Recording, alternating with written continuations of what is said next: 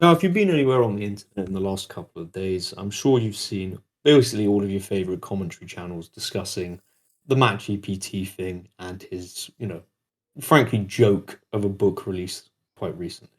Now, we don't want to kind of engage in, the reporting of it. By now, everyone's heard of, the kind of the bad errors, the lack of footnotes, the chat GPT-ness.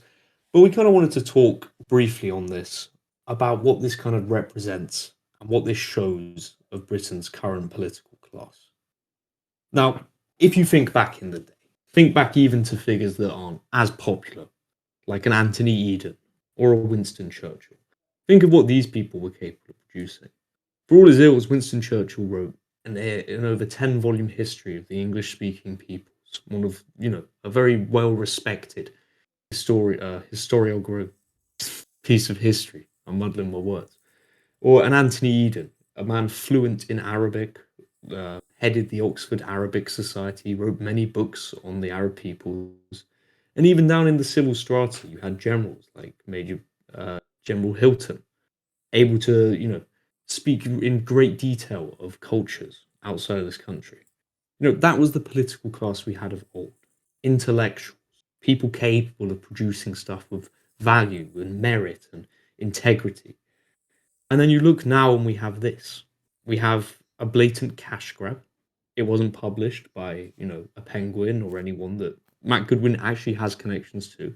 It was published by his own self-publishing thing, by a kind of crap agency that lets you basically publish any book you've ever seen. If you've seen Peep Show, you might have seen the episode where Mark Corrigan tries to publish the business secrets of the pharaohs. It's that type of agency that Matt Goodwin's publishing. And it's similar to that because it's a cash grab. And this book is no different to The Business Secrets of the Pharaohs by Mark Corrigan. It's a sloppily written book with no real insight. And this shows something so bad about this British political class. Because firstly, what does this say about the integrity of someone like Matt Goodwin? No, it's not as if we had much faith in his integrity anyway. But it really just, if he's that blatant with it, he's that willing to embarrass himself by releasing this just for a bit of money. What does that say? And what does it say about his intelligence? About his passion for craft, a passion for craft amongst these reform politicians. If this is something they're willing to put their name to. If he's willing to put his name to this book, think what he's willing to put his name to when he's in power. I agree, Christian, bro.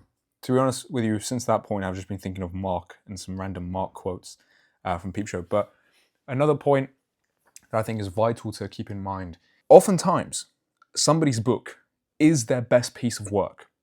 You can usually separate the author from their artwork when you're reading a book, because the human essence, the best of a person's character, the best of a person's thinking, the best of a person's emotions gets put into their writing. But with Matt Goodwin, it's the complete opposite. You even read a book like Tony Blair's book on leadership, and you can kind of sense that, there might be some things that he's trying to sell us in terms of the ideas of using technology to strengthen the state or for quote unquote, the benefits of democracy. However, you can tell there's a sense of pride. You can tell the best of Tony Blair, whatever that best is and however dark it is being put on these pages. But Matt Goodwin is really not. And this is embarrassing. And you can't sit down and even think about voting reform after this if you have to understand that the best of these people is being put forward to you every single day. And it's symbolic of reform, isn't it? I mean, reform have tried pitching this sort of tacky bingo show presentation because they don't care, do they? I mean, we've made a video before on this channel about reform's presentation. Half their videos don't even have a proper mic in it. The audio's messed up. There's no thumbnail coordination. They're not dressed in a kind of respectable manner that shows that we mean change. And it's just it's emblematic of this party, this book. This book is a microcosm of slop, right-wing politics produced by elites that are just using it as a vanity fair. They're just using right-wing discontent to get themselves in power and enrich themselves. This book is the microcosm. It's a small, shitty cash grab that says, I don't give a fuck about you and I'm going to do whatever I want with your vote. It's disgusting. And it's an indictment on the political class that we had. As I said, we had politicians. We had people that could traverse the world and know of all the cultures they went to. They could speak many languages. They could write on subjects like mathematics and Persian history in the same book. They were that, intellectual and passionate about their craft. And we get a book with 12 footnotes in it. 12 footnotes. You know, I've written essays that are 1,000 words and have more than 12 footnotes. It's a laugh. I got told by my granddad before he passed away, which was that the way you do one thing is the way you do everything. And so whatever stage you're going to be in, because he passed away when I was quite young, he said, whatever stage you're going to be in, do it with the best of your ability. Because by the time you're 30, 40, and 50, you're going to carry that on. And so friends, come on now. The way you write a book is the way you might run a nation. I'm obviously extrapolating in terms of the effort that it takes and the character that is required, but the way you do one thing is the way you end up doing everything.